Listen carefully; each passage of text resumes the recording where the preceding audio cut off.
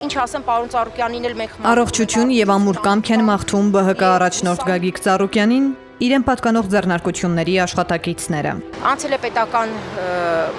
բովանու ներքո, հուսանք, որ հիմա պետությունը իր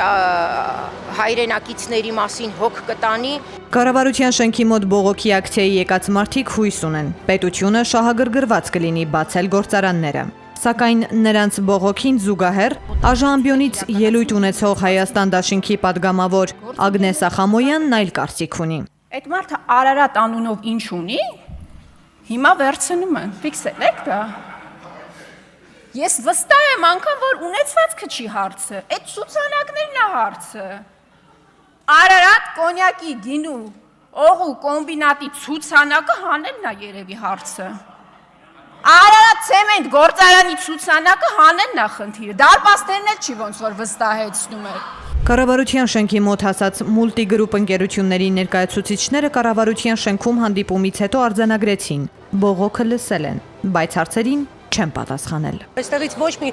քայլ չենք անելու, մինչև մեր հարցերին պատասխան չտան։ Իսկ հարցերին պատասխան հնչեց խորհրդարանի միջանցքներում։ Ծառուկյանին պատկանող Multi Wellness-ի տնօրենը այո, Վահագն Ալեքսանյանի մարզիչն է նշանակվել։ ՔՊԱ-ական է։ Նշան Մալխասյանը կներեք, պետք է ասեմ, որ նախ եթե չեմ սխալվում, եռամարտի, strongman ու նմանատիպ այդ ֆիթնես մրցաշարերի աշխարհի հնգակի չեմպիոնը, Եվրոպայի եռակի չեմպիոն, քաղաքացիական պայմանագիր կուսակցության ցուցակով падգամավորության տեխնացու,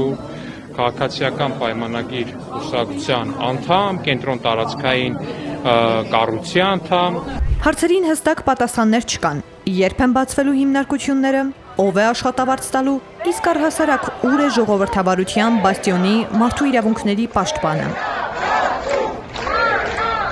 Երբ է բացվելու մեր հիմնարկությունը, երբ է հանվելու մեր բանկային կալանքները մեր հաշիվների վրայից եւ ով է վարձատրելու այսքան ժողովրդին։ ԲՀԿ առաջնորդին պատկանող ձեռնարկությունների աշխատակիցները չեն պատրաստվում լռել։ Այնքան են բողոքելու, մինչև պաշտպանեն իրենց իրավունքները։ Ընդհուպ ճանապարհ են փակելու Նիկոլ Փաշինյանի օրինակով։